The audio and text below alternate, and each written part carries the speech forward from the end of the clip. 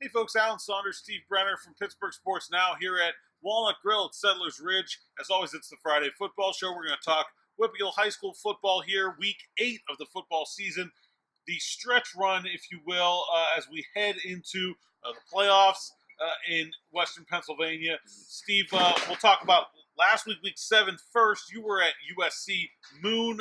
A victory for the Tigers that we both predicted, but maybe not in the fashion that it came in. Yeah, it's Moon. Nothing Moon does is going to jump off the page at you and be really impressive and say this team is really good at that. But I mean, the running game is strong, the defensive line is strong, the secondary is strong. So I mean, they do a lot of things well. You know, it's unfortunate that they can't maybe distinguish themselves amongst this crowded 5A pack. But I mean, I really liked what they did. They were an impressive watch for sure. What stands out to you about their offense to me? Because I think their defense has been impressive. They've played good offenses and they've shut them down, and it's obvious. How is the Moon offense keeping this thing going? Yeah, it's last week against USC, Dante Clay was a question mark if he was going to play or not the quarterback. When he did play, it forced them to do a few different things. You know, he may have been playing hurt, he may not have been, but they were doing some wildcat in there as well. But they had, you know, Clay is primarily a running quarterback, and Little John and the other, his name is escaping, but all three of those kids can run the wildcat. All three of them can run out of the quarterback or the running back position. So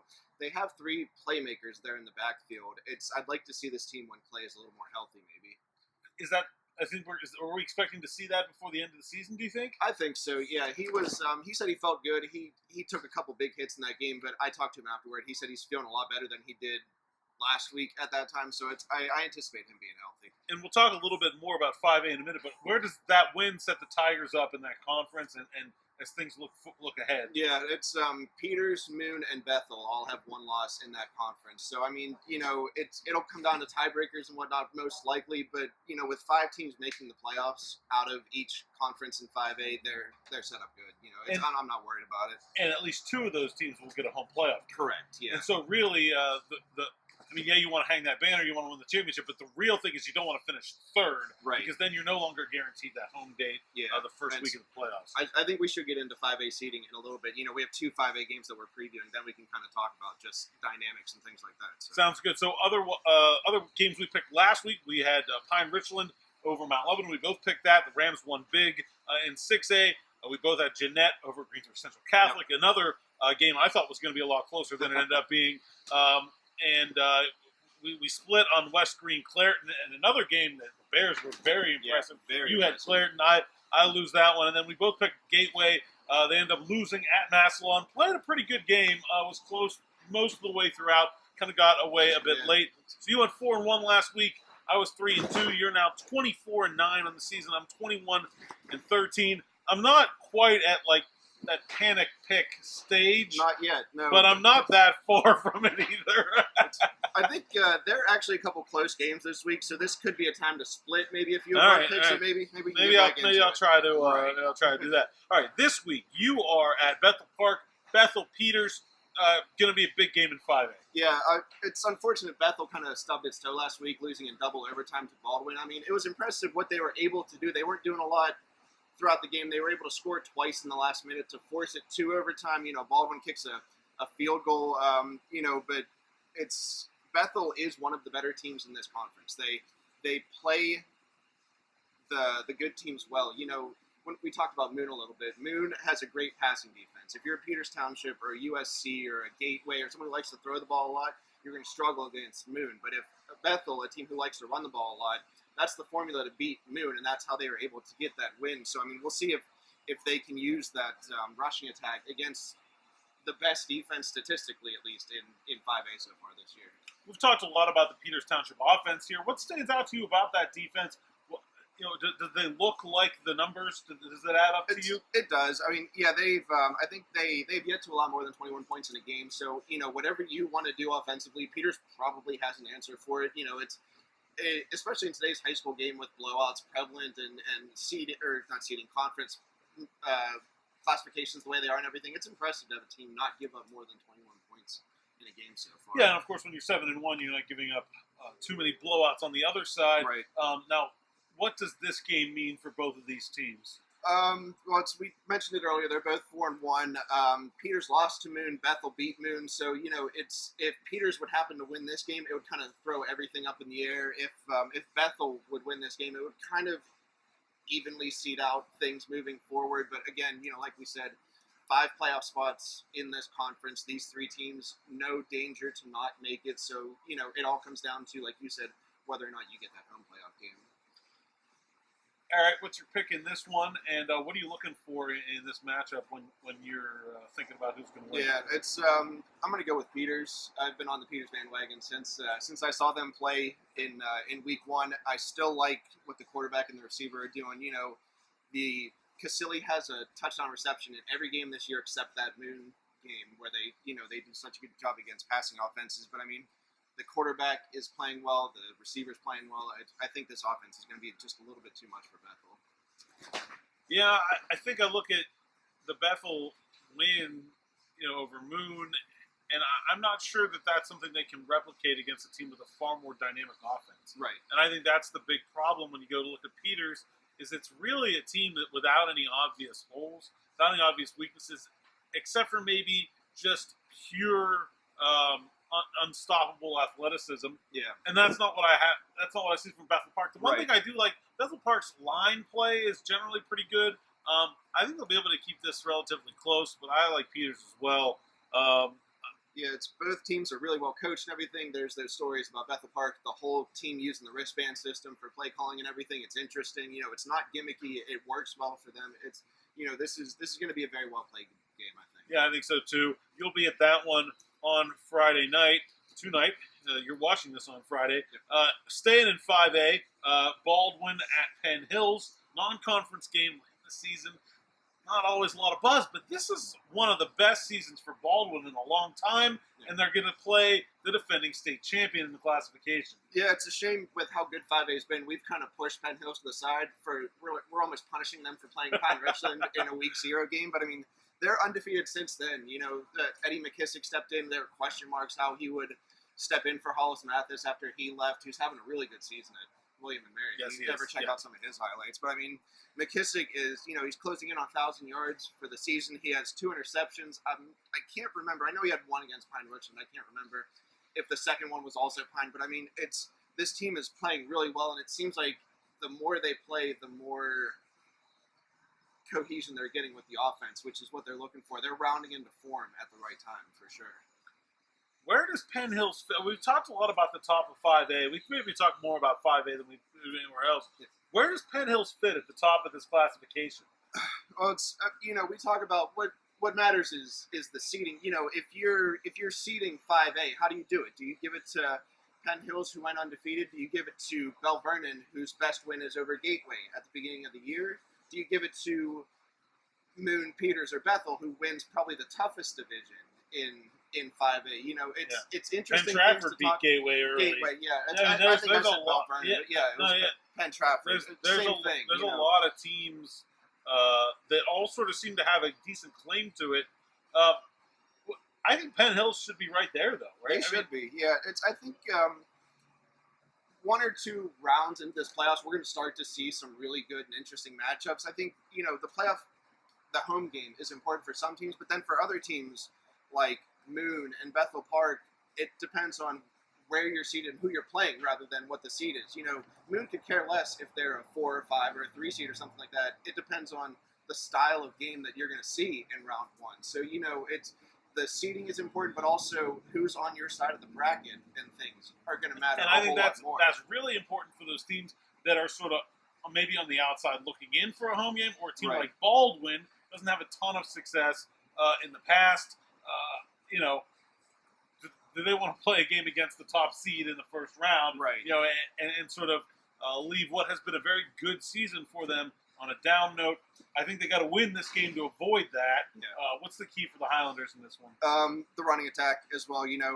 Baldwin has 2 players that have over 100 rushing attempts. One of them is the quarterback, so he's a good dual threat guy. But we talked about a little bit, 5A, the teams like Gateway and Penn Hills, they can out-athlete you. And I'm worried that that's what's going to happen to Baldwin here, is Penn Hills just has too many athletes out there on the field, in the secondary positions, at the linebacker positions, places where pure athleticism can beat you. and I think Penn Hills has that. And I think one of the things that really sets the two teams you just mentioned apart is they have those athletes and they throw the ball. Right. There's a lot of teams out there that have athletes that maybe run an option or they maybe run a run-heavy attack, power I, something like that. And yeah, they have athletes, but it's hard to make you look silly. But when you have the kind of athletes that Penn Hills has, and you can have a quarterback that can deliver the ball down the field, right, it's really easy to make you look silly really fast. I like the Indians and fairly big in this one. Yeah, as well. I like Penn Hills.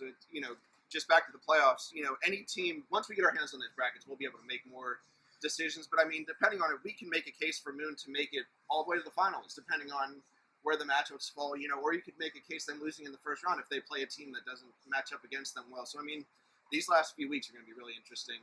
Non-conference, this could be a preview game. Baldwin and Penn Hills, for sure. Absolutely. Every game in 5A matters right now. I think so, too.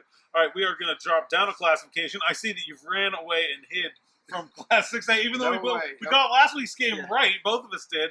We're going to skip that for this week. We're doing 6A next week. Okay. NA and Pine Ridgeland. All right, yeah, that's the big one there. Blackhawk at Beaver Falls, non-conference. What do you make of this one? A couple teams that are in the upper echelon of their conferences playing against one another here.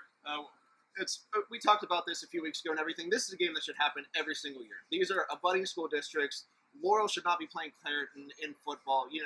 They should contain it to areas like this, especially when the teams are pretty close. So, that's why I'd like to pick it. They're evenly matched. They know each other. They know what they're doing and everything. This is the good WPIAL non-conference scheduling. Yeah, sure. we like this one. But it's and it gives us a chance to talk about Marquise Watson-Trent. He's probably the best kept secret in the WPIAL. Super underrated player. I watched his film a lot last year, and I can't understand why he doesn't have more scholarship offers than he does. He's a fantastic overall player. Doesn't have any obvious holes to his game, and I love the way he plays defense. He's a hard-nosed kid. Maybe not the biggest, right. But really physical, really tough. Yeah, he reminds you of other players from Beaver County. I hate comparing kids' time frames and things like that, but I mean, he does a lot of what Jordan Whitehead did. He's a hell of a defensive back. He's an offensive threat as well. Wherever he goes, he could be lineup offense every once in a while on a college team. I'm not saying he is Whitehead, but you see similarities between the two when they're on the high school field. And I actually think I see more similarities.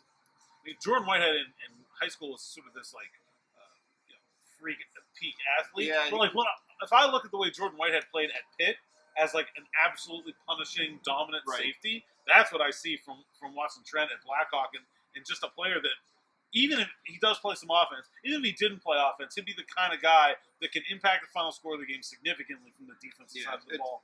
When Jordan Whitehead started, he was a little water bug, kind of fast guy. But when he went to college, he put on a lot of good weight, and you see that with Watson-Trent too. He's not the tallest guy, but if he puts on a little bit of muscle, he's going to start hitting harder all of a sudden, and he's going to be... He's already stout. He's not a skinny dude. So how does he impact this game against the Beaver Falls team that is sort of, I guess... They're not Aliquippa. Yeah, they're clearly not Aliquippa, but they're still a really good team in that conference. It's unfortunate that's they play in a conference with Central Valley and Aliquippa, so you just mark down the two losses at the beginning of the year. Yeah, in that conference, third place is not that bad. It's not, no, and it's Josh Howe is still really impressive. He stood out in that Aliquippa game. He's a bruising runner. He likes to deliver the first hit. So, I mean, I see a lot of matchups between those two at the line of scrimmage, outside the tackle box. There's going to be some punishing hits there. Watson-Trent, he had 2 pick sixes against South Fayette, but Beaver Falls doesn't throw the ball that much. So, I mean, if they get down early, maybe they'll be forced to. But this is going to be more play at the line of scrimmage and see who's the tougher team between the two. Yep, I think strength versus strength is the way to look at that, and I'm going to take Blackhawk in this one. I'm going to take Blackhawk as well. That's the school district I live in. I'm paying for their football program. It is. It's definitely a homer pick. All right, we'll drop down to 2A. Brentwood at Burgettstown. Burgettstown unbeaten, and again right at the top of 2A as they have been over the last few years. One of the top programs in that classification since they split.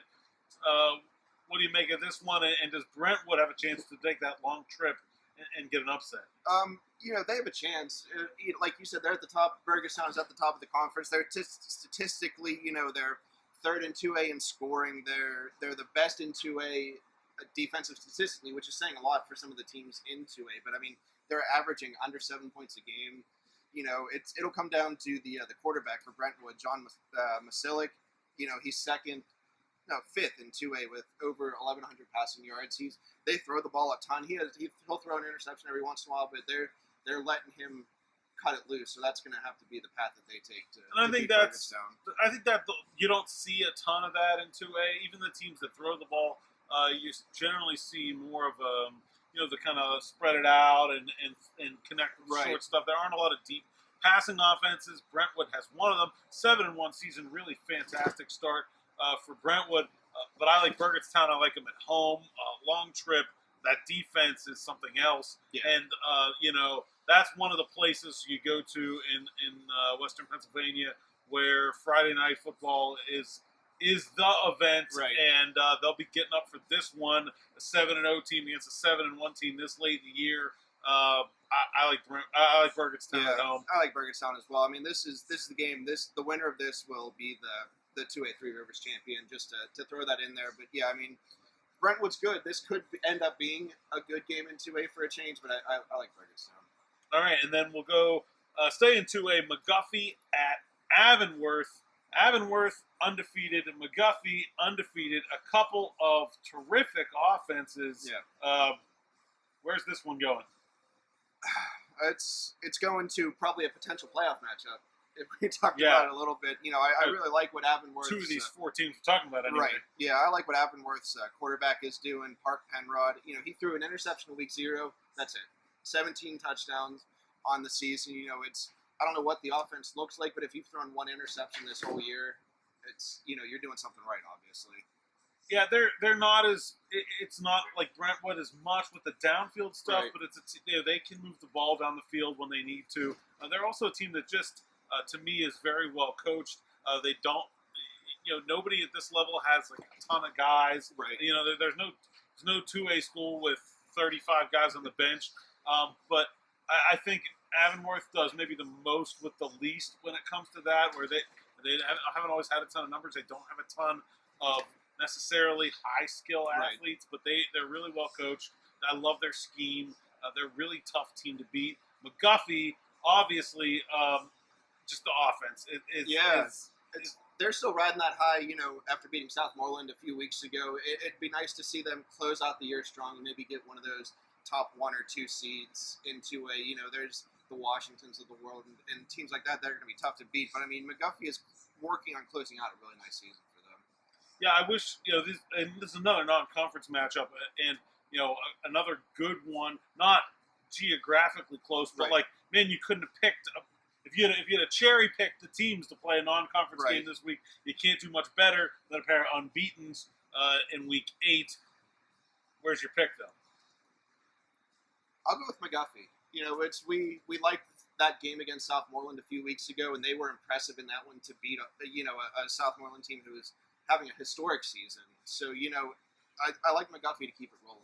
I'll go Avonworth at home. There's a difference. Interesting venue. We do split one pick. I got to make up some ground somewhere. I'll try to make it down in 2A. You will be, of course, at Bethel. Peters versus Bethel in 5A. And your coverage at Pittsburgh Sports Now. Anything else for this week before we wrap it up? Nope. Glad we're not doing a 6A game. Yes, no 6A game this week. And going to be a cold one. Bundle up Friday night. I saw our weather partner, Jeff Rosella from Pittsburgh Weather Now. I think the low Friday night down into the 30s. So stock up on the hot cocoa at the concession stand and enjoy another great slate of Friday night games. Yeah, this weather's usually reserved for playoff games or like when I'm at Heinz Field. It's really spoiled sitting in the press box all the time, but I know when it's cold out for sure. All right, well, you'll be in the Bethel Park press box. That's a pretty nice one, and you can follow along with Steve on Twitter at SteveBrenner9. All the rest of the scores at PGH Sports Now. Until next week, Steve Brenner, Alan Saunders, and don't forget to check out our friends here at Walnut Grill in Settlers Ridge. They've got the patio here enclosed, so even if it's 35 degrees, kick out some heaters. You can still have a drink and have lunch outside. Wonderful spot. Don't forget to check it out. Until next week, Steve Brenner, Alan Saunders, Pittsburgh Sports Now. Thanks for watching.